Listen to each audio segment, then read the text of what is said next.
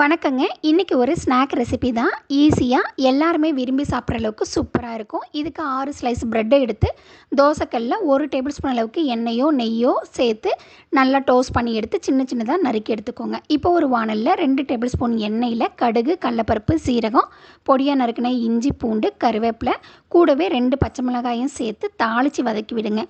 இப்போ பொடியாக நறுக்கி வச்சுருக்கிற பெரிய வெங்காயமும் 1 டீஸ்பூன் அளவுக்கு உப்பு, பொடியாக நறுக்கின 2 தக்காளியும் போட்டு வதக்கி கூடவே அரை டீஸ்பூன் அளவுக்கு மஞ்சத்தூள், ஒரு டீஸ்பூன் மிளகாத்தூளும் கரம் மசாலாவும் போட்டு வெங்காயமும் தக்காளியும் நல்லா வதங்கி வர அளவுக்கு வதக்கி விடுங்க. இது கூட ஒரு குடமிளகாயும் சேர்த்து கலந்து விடுங்க. குடமிளகாய் நிறைய நேரம் வேகக்கூடாது. பாதி வேக்காட்டில் இருக்கும் போதே நம்ம ஏற்கனவே நறுக்கி வச்சுருக்கிற ப்ரெட்டு துண்டுகளையும் சேர்த்து நல்லா பெரட்டி விட்டுக்கலாம். இது பெரட்டி வந்ததுக்கப்புறம் பொடியாக நறுக்கி வச்சுருக்கிற ஸ்ப்ரிங் ஆனியனையும் கொத்தமல்லி தலையும் போட்டு கிளறி விட்டு இறக்குனிங்கன்னா சூப்பர் டேஸ்ட்டில் சில்லி ப்ரெட்டு மசாலா ரெடி ஆகிடுங்க. சூப்பராக இருக்கும். ட்ரை பண்ணுங்கள்.